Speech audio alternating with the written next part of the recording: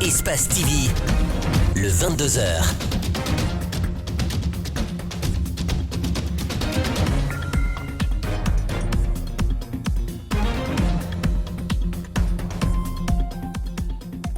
Toutes nos excuses pour ce léger retard. Vous êtes bien sur Espace TV. Bonsoir à tous et merci de votre fidélité au sommaire de ce 22h.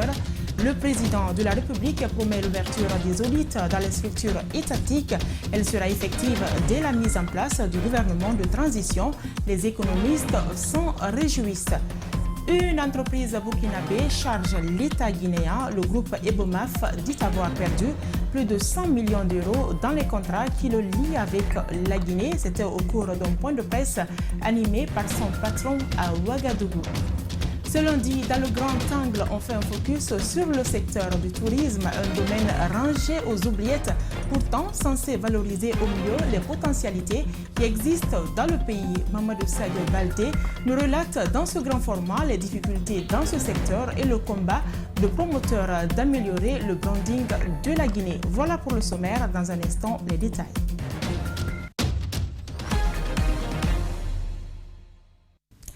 Bienvenue à tous. Dans son adresse à la nation, le 1er octobre dernier, le président de la République a promis l'ouverture des audits dans les structures étatiques dès la mise en place du gouvernement de transition, une décision saluée par les économistes et pour la bonne conduite des opérations d'audit.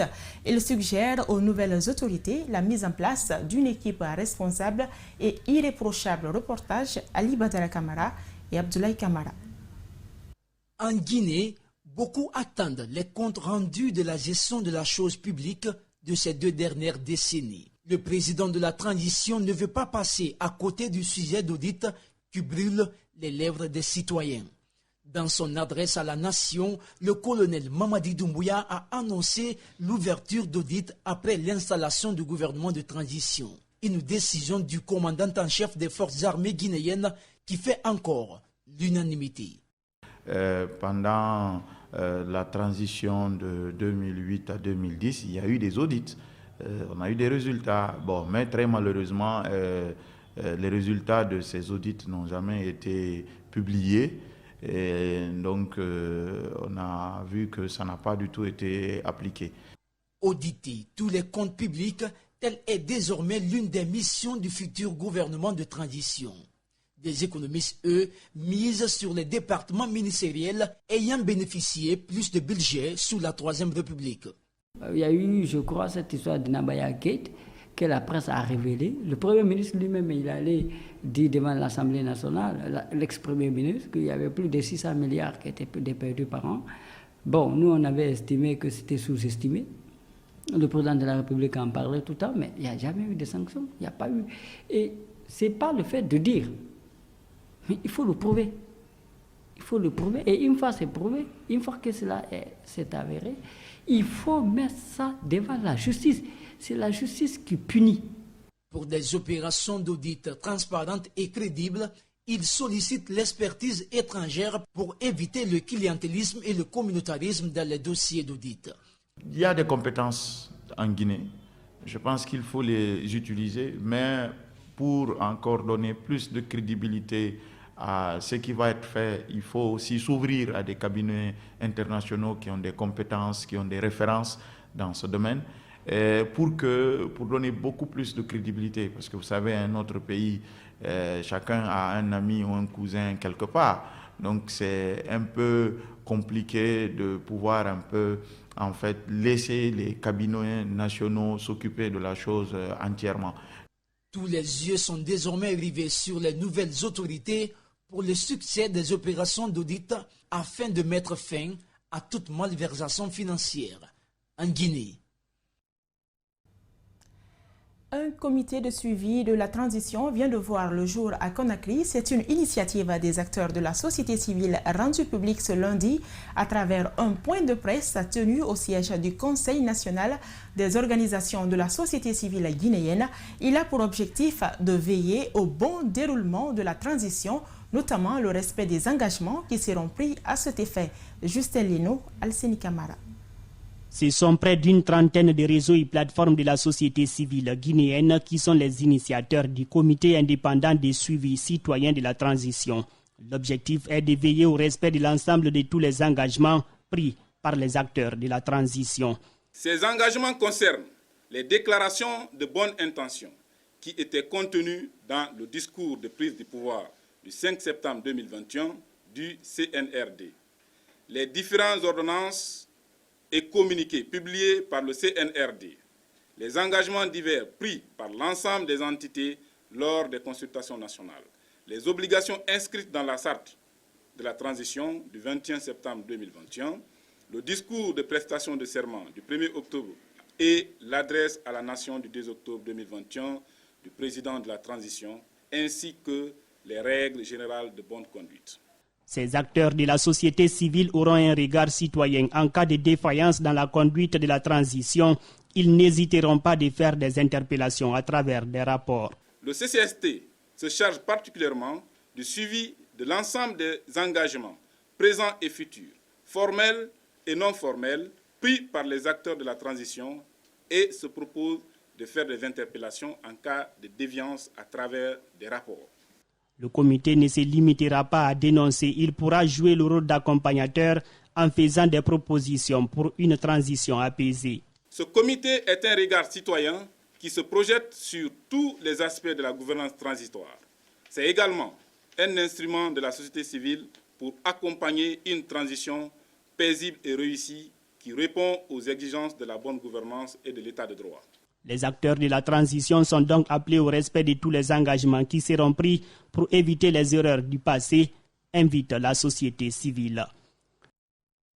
Je vous le disais au sommaire, l'entreprise burkinabé Mahamadou Bonkungu et fils Ebomaf brise le silence et fait le point de sa collaboration avec le défunt régime Condé de l'acquisition des marchés en Guinée, leur exécution jusqu'à la résiliation de ces contrats.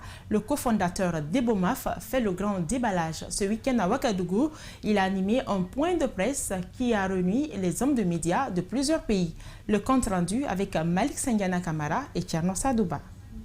À bâton rompu, le PDG du groupe Ebomaf explique le contenu des contrats de construction du tronçon Kankan-Mandiana, long de 100 km, et Kankan-Kissidougou, 194 km qu'il a obtenu avec l'État guinéen. Les contrats des deux marchés ont été signés en décembre 2013 pour un coût total de 500 millions d'euros. Un contrat acquis non pas par appel d'offres, mais à la proposition du groupe Ebomaf faite à l'État guinéen de financer entièrement les travaux avant de procéder au paiement. Nous ne venons pas dans les pays pour répondre aux appels d'offres que les pays peuvent être amenés à lancer parce qu'ils ont déjà des fonds pour ces travaux, dédiés à ces travaux. Nous venons, lorsque nous apprenons qu'un État veut faire une route et n'a pas les moyens de mobiliser les fonds, nous venons proposer à cet État notre possibilité de mobiliser les fonds, d'exécuter la route et à partir de ce moment, l'État rembourse sur un certain nombre d'années la créance. Sans perdre de temps, Ebomaf va faire venir des équipements sur le terrain dans l'optique de démarrer simultanément les travaux. Contre toute attente, les injonctions de la présidence lors de l'exécution des travaux interviennent. Le jour du lancement,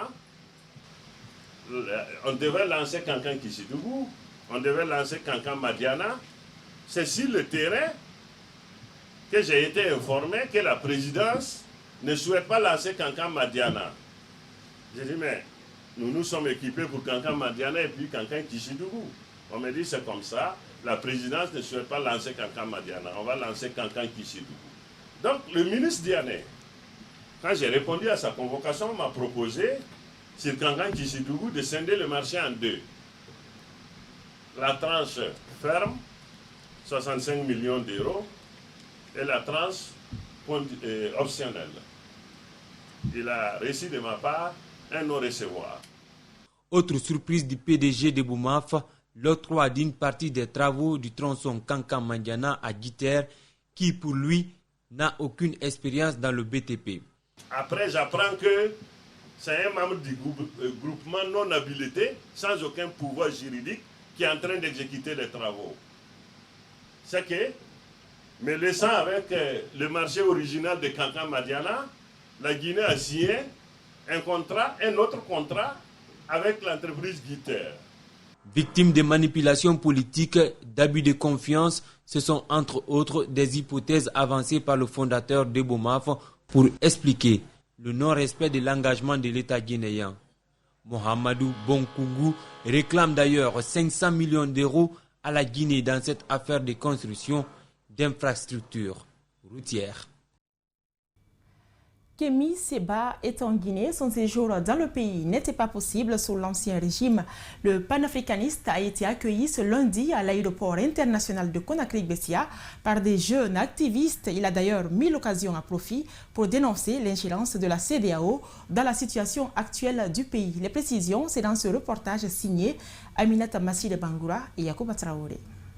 Refoulé il y a de cela 3 ans, l'activiste anticolonialiste et chroniqueur politique Kémy Séba est enfin en Guinée. À l'aéroport de Conakry, des jeunes activistes et fans de cette figure emblématique n'ont pas tari d'éloges à l'endroit du franco-béninois.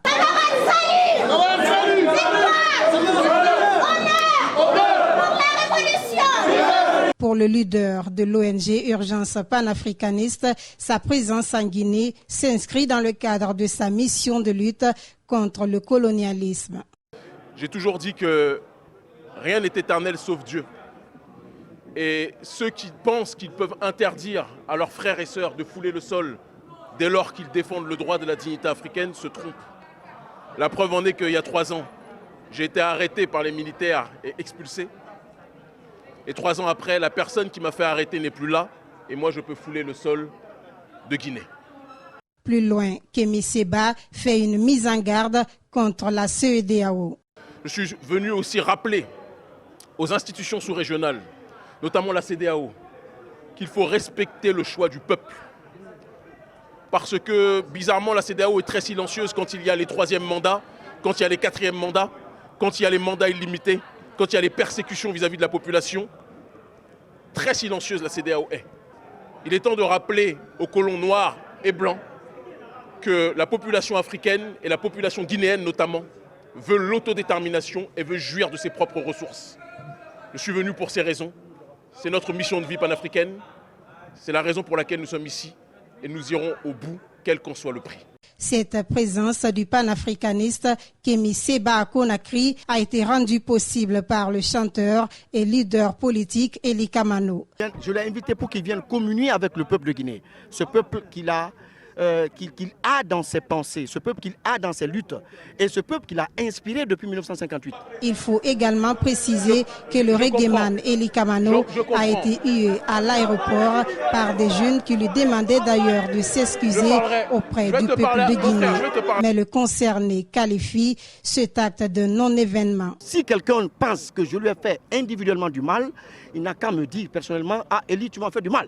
Mais je ne crois pas que dans ma démarche, j'ai une seule fois fait du mal au peuple de Guinée que je défends. Durant son séjour en Guinée, le leader de l'ONG Urgence panafricaniste n'exclut pas également une rencontre avec les nouvelles autorités si l'occasion se présentait. Les médias guinéens invités à plus de responsabilités durant cette période de transition. Lors d'une rencontre ce lundi dans les locaux de la Haute Autorité de la Communication, l'instance de régulation des médias a insisté sur la nécessité d'établir sinon contribuer à la consolidation d'une nouvelle démocratie. Pour leur part, les associations de presse ont demandé la protection des journalistes dans l'exercice de leur métier et pas seulement. Le compte-rendu de Rosaline Goto-Monemo et Djibril Kaba-Kamara. Le président de la HAC invite les journalistes à préserver l'unité nationale en cette période de transition. Il leur demande de prendre leurs dispositions pour pouvoir informer les citoyens avec responsabilité dans la liberté et l'indépendance. Vous êtes donc investis du pouvoir que le peuple vous a décerné, à condition, bien sûr, que vous preniez toutes les précautions d'ordre éthique, d'ordre déontologiques et d'ordre moral pour pouvoir les informer correctement. Le président de la HAC a profité de l'occasion pour faire l'état des lieux des cartes de presse professionnelles, ce qui est fait et ce qui reste à faire. Et 1095 cartes ont été effectivement produites. Et près de 1000 ont été distribuées sur Conakry. Et là, nous venons de recevoir ce matin une quarantaine de cartes. Donc, dès après cette réunion, les SMS vont parvenir aux bénéficiaires de ces cartes. Il reste à peu près 380 à produire, mais ce sont des cartes des journalistes de l'intérieur du pays. Le syndicat des professionnels de la presse en Guinée invite à son tour la HAC à sécuriser les journalistes dans l'exercice de leur métier pendant cette période de transition. La présidente des femmes journalistes a suggéré, elle, des réformes au sein de la presse. C'est une information qu'on a rappelée à la HAC de dire à la gente attention, les journalistes sont libres de dénoncer les actes qui les paraissent contraires à la bonne marche de la démocratie et tout ce qui s'ensuit, à la bonne gouvernance entre autres. Si cela est fait, il ne faut pas vous permettre de violenter les journalistes. La presse aussi, il y a des défis. Les années passées a subi un certain nombre de préjudices et donc il faudrait mettre en place des garde-fous à travers des textes réglementaires. Les propositions faites par les organisations de presse et responsables de médias ont été prises en compte par le président de la HAC. Dans les jours à venir, une commission de réflexion sera mise en place pour faire un document de bonne conduite des journalistes. Le parrain de l'Union des radios et télévisions libres de Guinée a salué cette initiative du président de la HAC, mais il a aussi fustigé la réalisation de certaines émissions interactives. Il trouve que certains chroniqueurs ne travaillent pas avec professionnalisme. On l'écoute. La haute autorité de la communication est dans son rôle.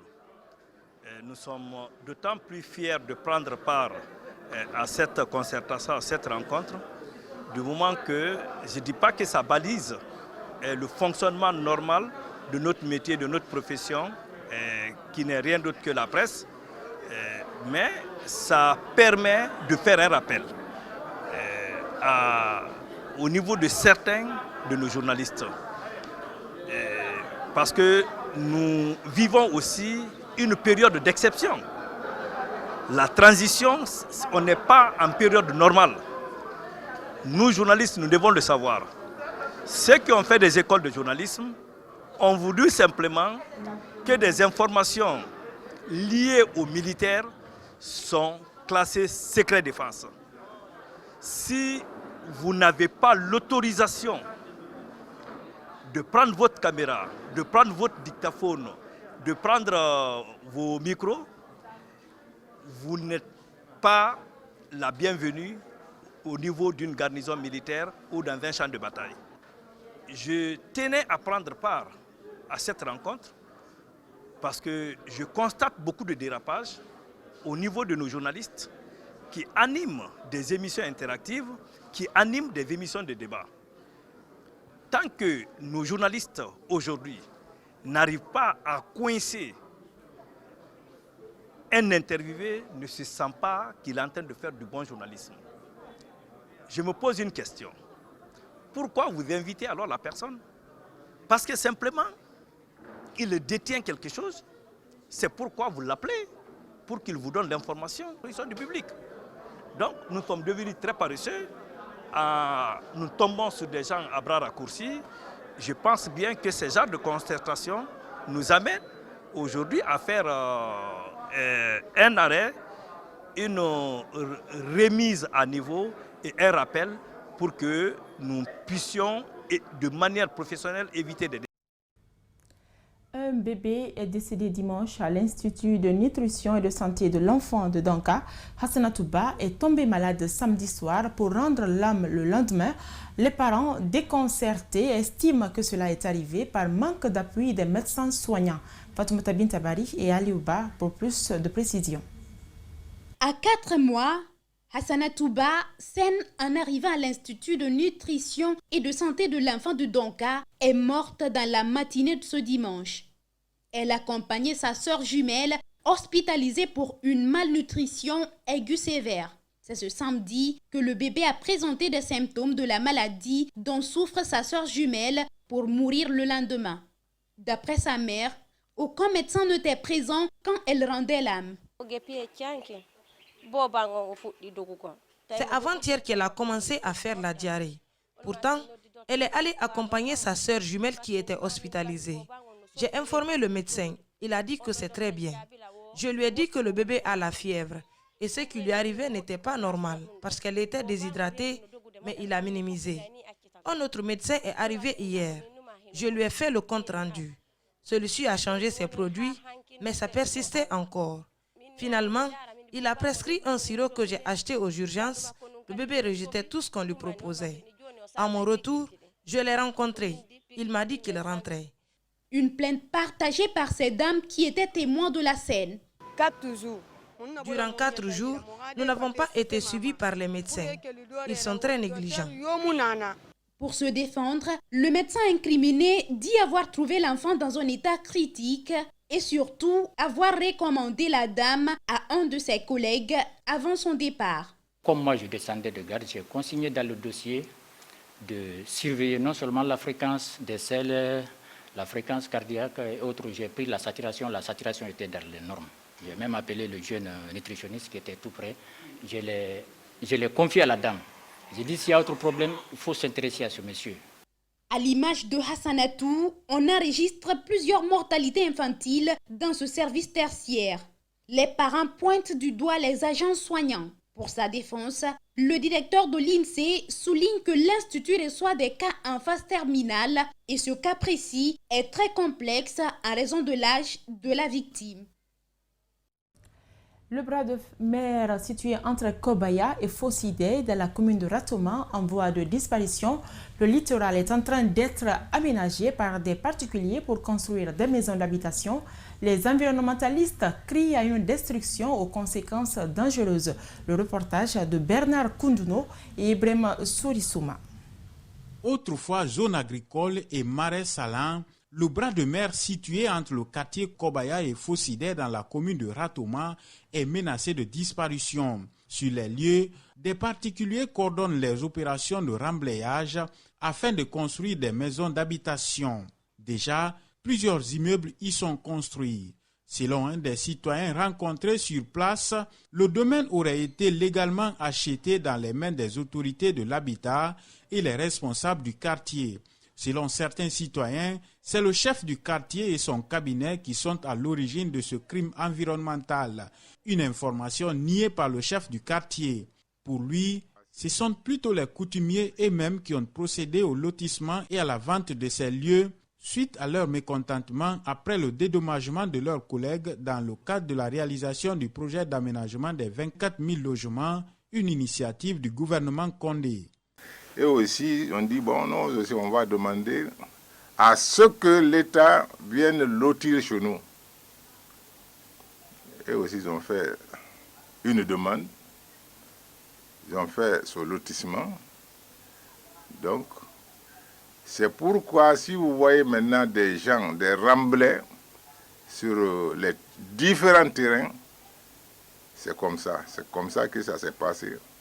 Pour cet environnementaliste qui ne cesse de dénoncer les mauvaises pratiques des citoyens qui s'attaquent à l'environnement, plusieurs conséquences sont liées au remblayage, notamment celles sur la reproduction des espèces halieutiques, mais aussi la menace de disparition de plusieurs îles en Guinée. Quand vous faites le remblai, il y a les ressources naturelles qui vont disparaître. La biodiversité marine va disparaître. La biodiversité côtière va disparaître. Je veux parler effectivement, les cours d'eau vont disparaître. Les plantes, lesquelles, par exemple, la mangrove, va disparaître. Et ça, ce n'est pas normal. Aux nouvelles autorités, il recommande. Mon premier message a été à l'adresse de colonel Doumbouya de mettre au ministère de l'Environnement des techniciens. Il faut nommer un technicien au ministère de l'Environnement. Qu'est-ce qu'un technicien? Il ne faut pas amener des politiciens. Le technicien, c'est celui qui a appris, c'est celui qui a étudié la branche. Selon toujours cet environnementaliste, il existe bien une méthode d'exploitation des bras de mer sans pour autant procéder au remblayage qui a des conséquences néfastes sur la vie des populations. En juillet 2019, le ministère de l'Environnement avait demandé à travers le ministère de la Fonction publique le recrutement de 1500 conservateurs de la nature. Beaucoup de jeunes avaient alors fait le concours en septembre 2020. Les résultats du dit concours devraient être publiés 2 semaines après, mais voilà un an que les candidats attendent. Arnaque, corruption ou problèmes techniques. Ce matin, Mamadou Saliouba et Alcini Camara ont rencontré 2 candidats. Reportage. Comment sortir du chômage et réaliser enfin ses rêves? Aujourd'hui, depuis plus d'1 an, Ousmane Condé a les yeux rivés sur son téléphone. En fait, il attend les résultats du concours de recrutement des conservateurs de la nature lancé par le ministère de l'Environnement et organisé depuis septembre 2020 par le ministère de la Fonction publique. Il a fallu d'abord plus d'1 an pour qu'on fasse vraiment le concours. Et dès après encore le concours, ils nous ont programmé que les résultats vont tomber 2 semaines après. Mais c'est là aussi, ça fait déjà maintenant plus d'1 an, les résultats ne sont pas sortis. Ousmane Condé est sûr de son travail. Mais là, l'attente devient insupportable et il commence à se poser des questions. Est-ce que c'est parce que tout simplement la protection de l'environnement, c'est cela qui n'est pas une priorité? Ou bien tout simplement ils ont lancé, parce que plus souvent les recrutements se font à l'occasion des élections présidentielles. Est-ce que ce ne sont pas des manières justement d'attirer des jeunes, c'est-à-dire à voter? Puisque comme vous le savez, c'était le moment pendant lequel, c'est-à-dire l'événement a eu lieu. Moi, je me dis, est-ce que ce n'est pas une manière d'attirer vraiment des jeunes à aller simplement voter? Mais après, maintenant, on abandonne le dossier. Est-ce qu'ils ne sont-ils pas en train encore d'utiliser des relations? Parce que, comme vous savez, il y a tellement de corruption, il y a tellement de favoritisme. Chaque fois, en tout cas, on s'interroge si vraiment ils ne sont pas encore en train de passer par ces manigances pour pouvoir aussi introduire d'autres personnes encore qui n'ont d'ailleurs pas fait le concours. En tout cas, on s'inquiète beaucoup. Du côté du ministère de la Fonction publique, aucune inquiétude. Les résultats sont disponibles et seront publiés très bientôt dès qu'un nouveau ministre sera nommé. Mais pour Bakary Keïta, qui attend aussi les résultats et qui s'est fait avoir dans beaucoup de concours, tout est possible. Et après seulement le concours, 1 semaine déjà écoulée, et je me suis vu avec un colonel qui me parlait, mon petit, tu as passé le concours? J'ai dit bien sûr, j'ai passé le concours. Il m'a dit, nous avons les matricules maintenant à vendre, c'est 20 millions. Il y a d'autres qui disent 25 millions. Donc les matricules qui se vendent après le concours, on se demande maintenant d'où l'importance des concours en Guinée. Donc les résultats qui sont à leur niveau là-bas, donc ça peut être un résultat, c'est-à-dire fait de façon sur qui fermée. Les résultats devraient être publiés 2 semaines après le concours, mais voilà 1 an que l'attente dure. Les différents candidats demandent l'aide des nouvelles autorités pour tirer l'affaire au clair. La Loterie nationale de Guinée continue de faire le bonheur des parieurs. La chance a souri à un inconditionnel qui a remporté une cagnotte de 406 800 500 francs guinéens. La remise a eu lieu cet après-midi dans les locaux de la société Guinée-Bemba Koulibaly, Aboubakar Kekebangoura pour le reportage. C'est un parieur âgé d'une 50aine d'années qui a misé sur le jeu Banaya dans l'un des kiosques de la Lonagui à Conakry en payant seulement un ticket de 5 000 francs guinéens. Le parieur exulte. Il y a beaucoup de jeux en Guinée, mais j'avoue que le PMU Guinée vraiment reste le meilleur. Ici, j'ai remarqué, c'est mes impressions propres que je vous donne, qu'ici, il n'y a aucune sorte de tricherie. Ce que tu gagnes, ce qu'on te donne exactement. Mais ce cadeau me va droit au cœur. À l'occasion de la remise officielle du chèque, le directeur technique de la Loterie nationale de Guinée affirme que le PMU Lonagui est une réalité qui donne la chance aux Guinéens. Il peut rendre le rêve en réalité. Il a 406 millions, plus de 406 millions. Seul la Lonagui peut le faire. Vous imaginez un peu aujourd'hui, 406 millions, ce que cela représente. Donc, cela répond à la vocation de la Lonagui, qui est la lutte contre la pauvreté. Nous invitons nos aimables parieurs de croire à la Lonagui, c'est-à-dire les cagnottes générées de Quinté Plus, des dimanches, on a décidé de les reconduire tous les dimanches. Et cela fait 2 mois depuis que ces montants ont été cumulés. Malgré le coronavirus qui a malmené nombreuses entreprises, le PMU Lonagui a tenu à cela grâce à ses parieurs qui ont cru à leur chance. Pas seulement, ils ont cru également au slogan « La fortune aux parieurs, les bénéfices à la nation ». À présent, le grand angle.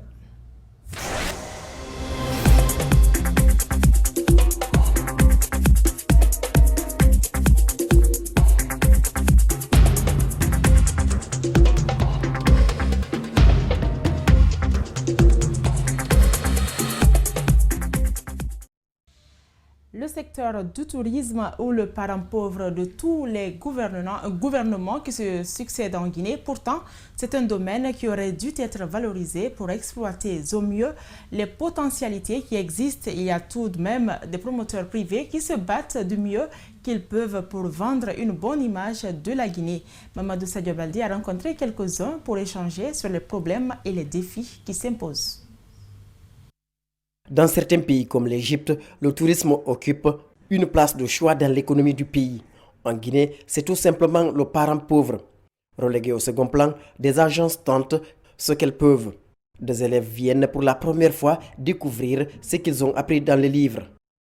Cette case fut le plus ancien monument de la cour. Construite vers 1897 par un explorateur français du nom de Olivier Aimé Comte de Sandraval. Olivier est venu en Guinée vers 1880. Lorsqu'il vient en Guinée, il a passé par Bokeh. De 1881 à 1887, il a séjourné au Fouta, moyenne Guinée. Il avait tissé des relations avec cette communauté. C'est pour ça qu'il a construit sa case à l'image de la case des Peuls. Voilà, on continue. Les frères, sa femme s'appelait Néné Sira. L'enfant qui était s'appelait Amadou Konakri Diallo. C'est bon? Oui. Les fruits qui sont là étaient très abondants par la colonisation en Guinée. Il y avait beaucoup de bananes en Guinée, beaucoup de papayes, beaucoup de mangues, beaucoup de coula. Par preuve, la RTG s'appelait avant la radio banane. La visite guidée terminée, direction au port pour d'autres découvertes. Les étudiants constituent une autre cible de l'agence pilotée par Hassatou Diallo. Cette fois-ci, elle sort de Conakry. Rome, le site historique ne manque pas. Ces étudiants, pour la plupart, découvrent les îles pour la première fois. Cet embarcadère était la dernière étape avant le départ à jamais des nègres. Je suis très heureuse parce que moi, je suis une fan de la nature. Donc venir ici est un plaisir pour moi. Voir des choses que je rêvais de voir. Non, je suis tellement heureuse et contente. J'ai visité l'île de Sourdi. C'est une merveille que je ne connaissais pas. Donc c'est une joie pour moi de découvrir. Découverte, distraction, cette promotion d'étudiants garde un bon souvenir de cette sortie. Si l'on se fie à ces images, l'on a l'impression que tout va à merveille et que le secteur du tourisme se porte comme un charme. Pourtant, hors micro, un ancien responsable du département nous a tout simplement déclaré, je cite, « Si tous les ministères c'est la catastrophe, celui du tourisme est tout simplement sinistré. » Fin de citation. Ce qu'il ne faut pas aussi occulter est que le tourisme n'a jamais été une priorité pour les gouvernements qui se sont succédés. Au cadre du département de conclure, je cite, « Vous montez un projet, au moment de son exécution, vous êtes éjecté de votre poste et le projet s'écroule. » Fin de citation. Des défis, il y en a. Mohamed Lamine Kaloga, directeur d'une agence et promoteur touristique. Il tente tant bien que mal de survivre, mais les défis qui s'imposent sont immenses. Pendant que le touriste il est sur un timing, et nous, il nous arrive souvent de passer près de plus d'un mois, 2 mois, à la recherche d'un visa. Et ça, c'est des problèmes auxquels on doit résoudre. Il y a, une fois que le touriste arrive, il a le visa, il a besoin d'un transport pour allier le pays de destination. Et quand on compare la destination Guinée avec d'autres destinations, le billet d'avion est extrêmement cher pour venir en Guinée. Les lourdeurs administratives, les tracasseries policières, la cherté des tarifs des hôtels ne sont pas pour faciliter le travail des promoteurs du tourisme dans le pays. Moi, j'ai reçu un touriste qui est venu avec les objets d'art qu'il a achetés au Sénégal. Il a voyagé du Sénégal. Il est allé en Gambie, il est allé en Guinée-Bissau, il est arrivé à Conakry. Cet objet d'art a failli être saisi par la douane. Un touriste qui vient à Conakry, il ne peut pas prendre Conakry, il met dans sa valise, il l'amène avec lui. C'est les images, les photos qu'il prend à travers la ville, qu'il amène avec lui. C'est les photos des sites touristiques qu'il prend et qu'il amène avec lui. Et si à certains endroits, et qui ne sont pas des postes, qui ne sont pas des sites stratégiques, et parfois un touriste qui fait les photographies, les photos, parfois vous voyez un policier ou un militaire surgir, il retire son appareil. Malgré tout, il ne baisse pas les bras. Actuellement, Kaloga évolue avec deux types de clients. Au niveau local, c'est parfois des groupes d'amis, des entreprises, des missions diplomatiques qui reçoivent des familles. Il y a aussi des tours opérateurs commandés par les pays asiatiques, parfois l'Europe, un peu l'Amérique. Un partenariat entre pays de la sous-région est fonctionnel. Ça, c'est le problème qu'on a. Les sites touristiques, on a plus de 200-300 sites. Mais la plupart de ces sites, l'accessibilité est très difficile. Et puis, les sites ne sont pas aménagés. Et il y en a aussi qui sont en train de mourir. Du 24 au 27 septembre 2021, s'est tenue en Côte d'Ivoire une rencontre du RAPT. Objectif, l'adoption des textes statutaires et règlements du réseau africain professionnel du tourisme et lancer officiellement les activités du réseau. Faut-il souligner de passage que le RAPT a vu le jour sur les réseaux sociaux. 400 professionnels répartis en 22 pays se partagent l'expérience pour booster le secteur. Et je pense avec le travail mutualisé de tous les professionnels du tourisme de ce secteur et en Afrique, il y aura un développement durable et harmonieux du secteur dans notre continent. La Guinée dans le bureau exécutif, représenter valablement le pays en vendant une image positive est une priorité. La Guinée a pu siéger au niveau du conseil d'administration où elle occupe le poste de secrétariat général adjoint au sein du conseil d'administration. Et donc, il y a aussi un deuxième membre qui est prévu dans le conseil d'administration qui va devenir comme membre fondateur.